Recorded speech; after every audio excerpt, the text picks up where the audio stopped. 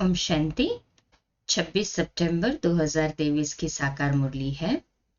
प्यारे मीठे बाबा हम बच्चों से कहते हैं, मीठे बच्चे, ज्ञान की एक बूंद है, अपने को आत्मा समझो और बाप को याद करो। इसी एक बूंद से मुक्ति, जीवन मुक्ति प्राप्त हो सकती है। प्रश्न: किस पुरुषार्थ में अपनी और दूसरों की उन्नति समाई हुई है? उत्तर: पहली पॉइंट, याद में रहने का पुरुषार्थ करो। इसमें ही अपनी और दूसरों की उन्नति समाई हुई है।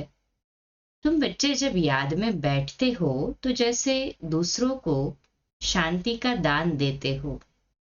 दूसरी पॉइंट, आपस में देह अभिमान की जिस्मानी बातें छोड़ रूहानी बातें करो तो उन्नति होती रहेगी। तुम्हें बाप का शो करना है। जितना शो करेंगे, सबको शांति और सुख का मार्ग बताएंगे, उतना इजाफा अर्थात इनाम मिलेगा। गीत है, तू प्यार का सागर है, तेरी एक बूंद के प्यासे हम। ओम शांति। ये भक्ति मार्ग में गाते आए हैं, महिमा करते आए हैं। महिमा है परमपिता परमात्मा की।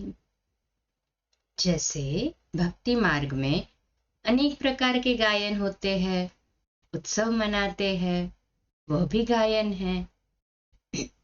कोई भी मनुष्य, साधु, संत आदि का गायन नहीं हो सकता। गाते हैं वह ज्ञान का सागर है। एक भी बूंद मिले तो हम यहाँ से चले जाएंगे। कहाँ जाएंगे? तो मुक्ति व जीवन मुक्ति धाम में। महिमा होती रहती है, परंतु उनकी महिमा को जानते नहीं हैं। तुम जानते हो सो भी नंबरवार पुरुषार्थ अनुसार। दो बाप का राज भी समझाया गया है। एक है लौकिक बाप, उनकी याद आने से उसको देह अभिमान कहा जाएगा। आत्मा को देह देने वाला बाप याद आता है। आत्मा अपने रूहानी बाप को भूल जाती है। यही भूल है। यूं तो कोई भूले हुए नहीं है, परंतु कह देते हैं आत्मा ही परमात्मा है। यही भूल है ना। ये भी कहते हैं कि हम जीव आत्मा हैं, मेरी आत्मा को तंग नहीं करो। तंग तो आत्मा होती है ना। आत्मा को गर्भ जेल में सजा मिलती है तो उनको शरीर में दुख भासता है। साक्षात्कार भी स्थूल रूप का कराएंगे, तब वो फील करते हैं कि हमको दुख मिल रहा है। बच्चों को समझाया है, पहले पहले प्रैक्टिस करो, हम आत्मा हैं। देह अभिमानी बनने से संबंध याद आता है। ये चाचा है, ये मामा है। शरीर नहीं है तो कोई भी संबंध नहीं है। आत्मा का ही ज्ञान है। कोई को महान परमात्मा थोड़ी कहा जाता है। कोई मर जाता है तो उनकी आत्मा को बुलाया जाता है। ऐसे नहीं कहेंगे कि इनके परमात्मा को बुलाया जाता है। कोई भी हालत में उनको परमात्मा नहीं कहा जाता। न परमात्मा जन्म मरण में आते हैं। परमात्मा जन्म मरण रहित है। आत्मा तो पुनर्जन्म लेती रहती है। लेते रहती है ना।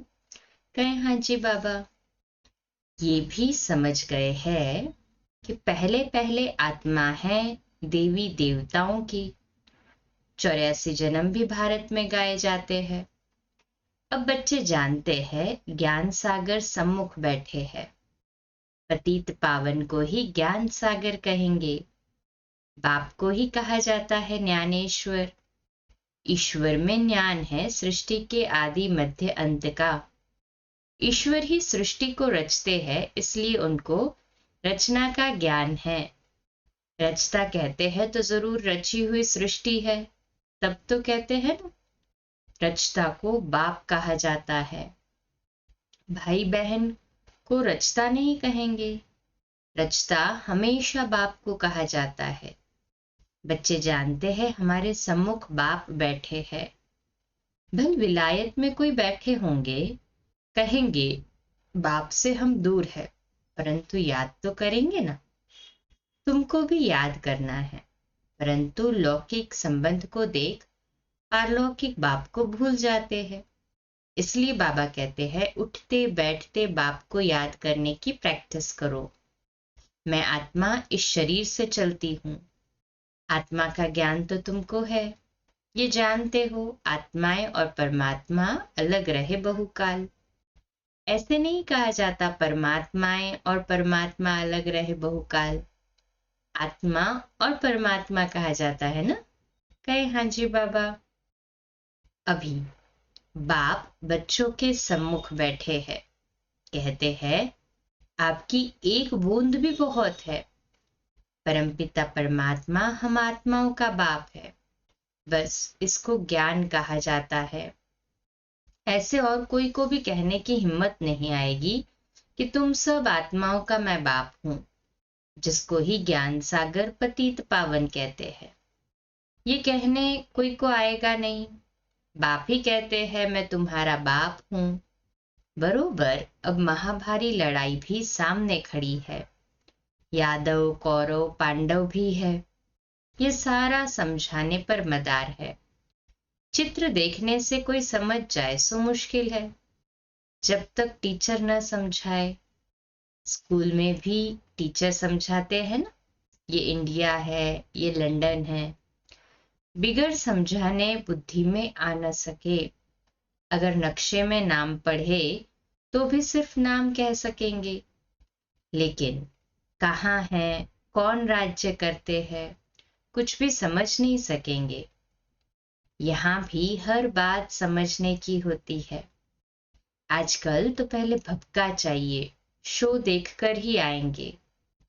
अब वहां समझाने वाले बड़े अच्छे चाहिए।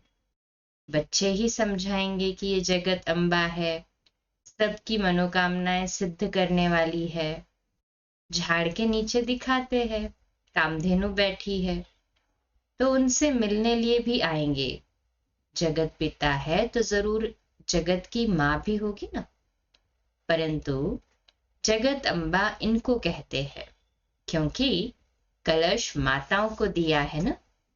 मुख्य जगदम्बा गाई हुई है, फिर उनकी सेना भी है।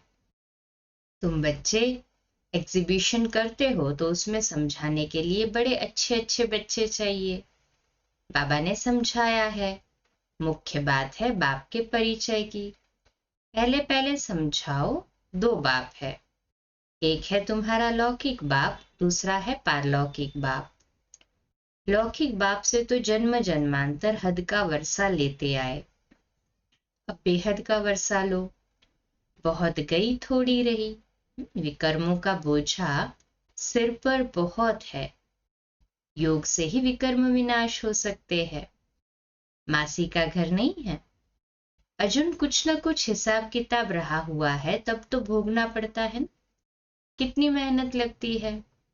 अगर देरी से आएंगे तो कितना विकर्म विनाश कर सकेंगे। मुश्किलात है ना।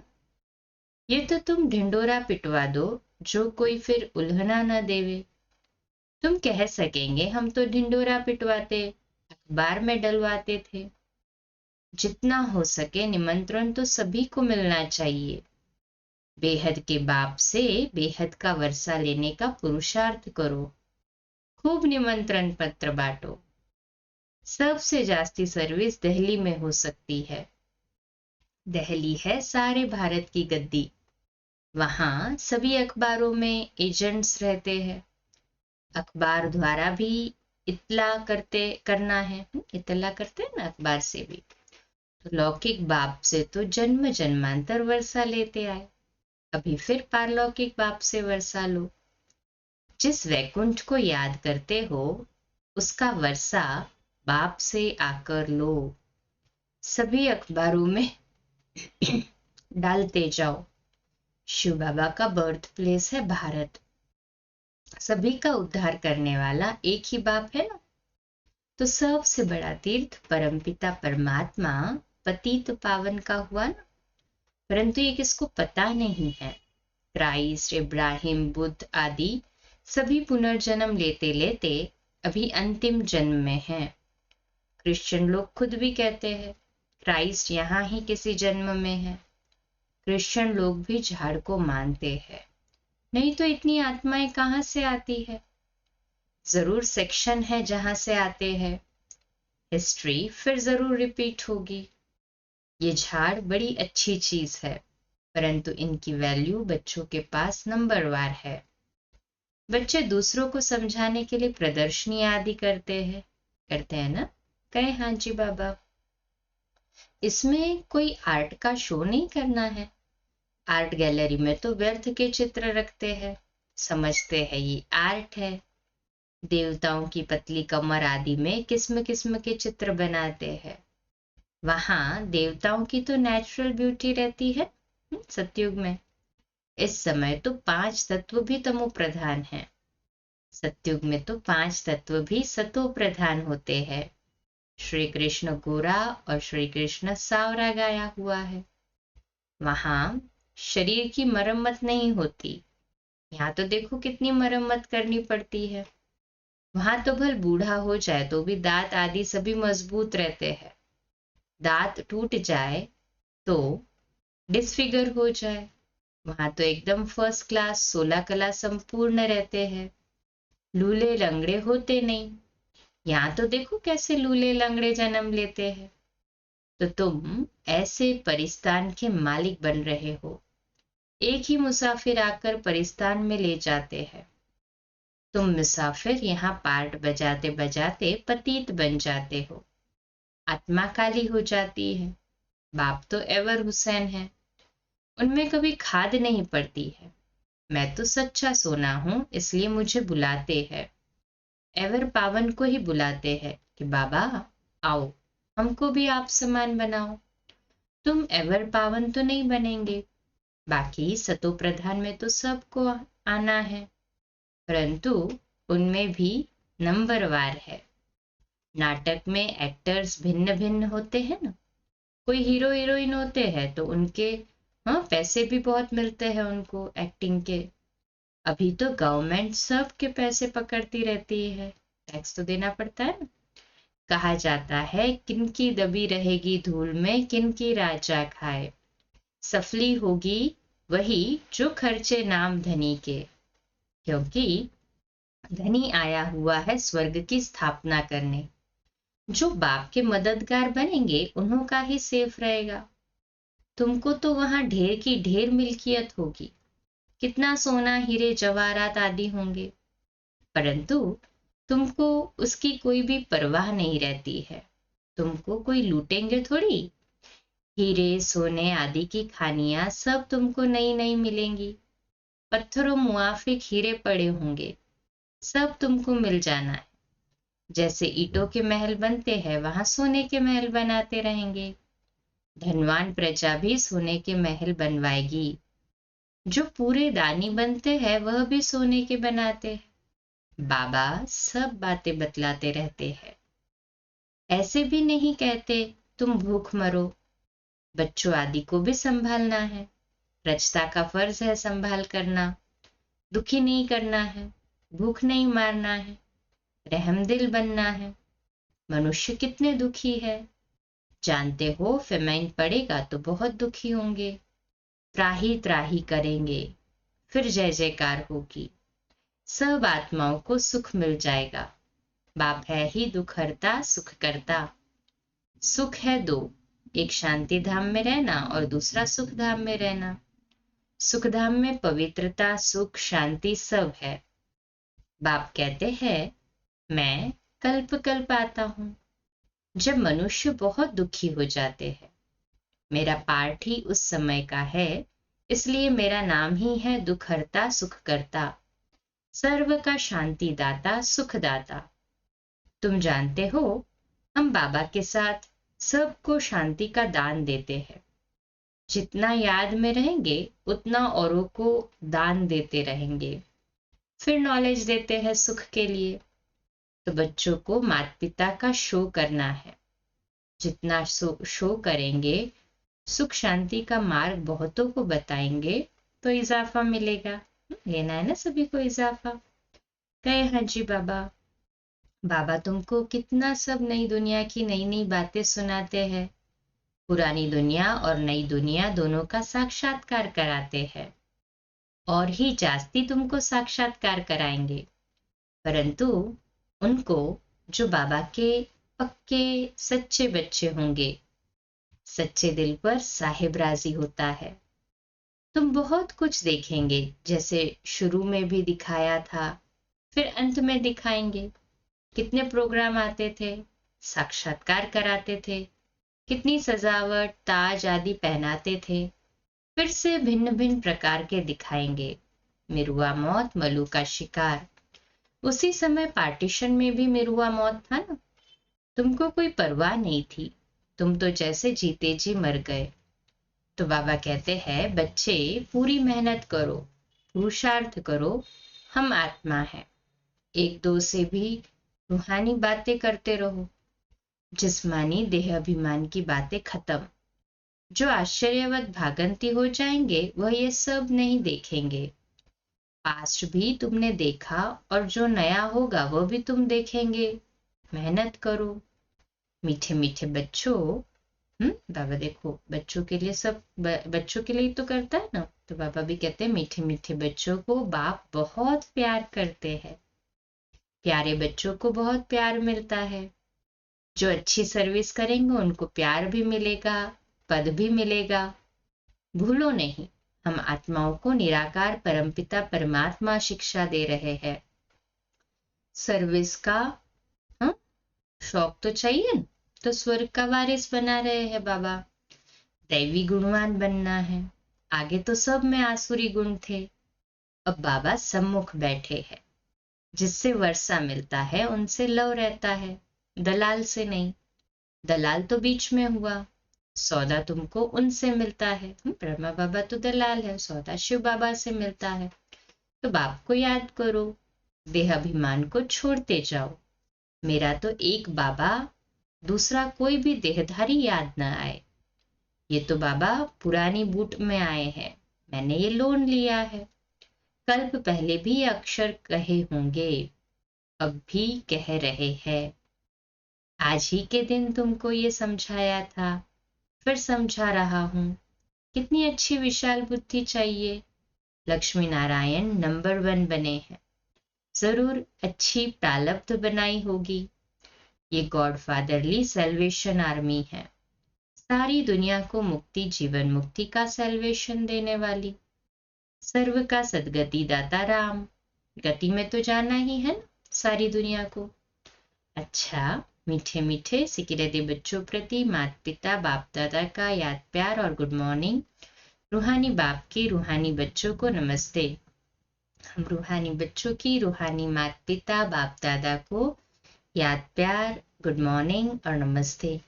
वाह बाबा वाह, शुक्रिया बाबा शुक्रिया। धारणा के लिए मुख्य सार। पहली पॉइंट, बाप के साथ सारे विश्व को शांति का दान देना है। बाप समान दुख हरता सुख करता बनना है।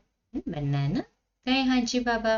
दूसरी पॉइंट, एक बाप से पूरा लव रखना है। आपस में देह अभिमान की बातें नहीं करनी है, रूहानी बातें ही करनी है। आज का मीठा वरदान, हिम्मत के संकल्प द्वारा माया को हिम्मतहीन बनाने वाले हिम्मतवान आत्मा भव। तो आज का स्वमान, मैं हिम्मतवान आत्मा हूँ। विश्लेषण, जो बच्चे एक बल एक भरोसे में रहते हैं, हिम्मत का संकल्प करते हैं कि हमें विजयी बनना ही है, तो हिम्मते बच्चे मदद बाप का सदा अनुभव होता है। हिम्मत से मदद के पात्र बन जाते हैं। हिम्मत के संकल्प के आगे माया हिम्मतहीन बन जाती है। जो कमजोर संकल्प करते कि पता नहीं होगा या नहीं, मैं कर सकूंगा या नहीं, ऐसे संकल्प ही माया का आवाहन करते हैं। इसलिए सदा उमंग उत्साह संपन्न हिम्मत के संकल्प करो, तब कहेंगे हिम्मतवान आत्मा। स्लोगन, निर्माण चित्त के तख्त पर बैठ जिम्मेवारी का ताज धारण करना ही श्रेष्ठता है। अच्छा, कम बोलो, धीरे बोलो, मीठा बोलो, सत्य बोलो, सोच समझकर बोलो। निमित्त भाव, निर्माण भाव, निर्मल वाणी। आज का नया दिन आप सभी को मुबारक हो, मुबारक हो, मुबारक हो। शुभ दिवस। आज रात्रि क्लास 9:15 बजे, कल सुबह अमृत वेला मेडिटेशन 3:30 से 4:30 और मुरली क्लास प्रातः 4:45 बजे। ओम शांति।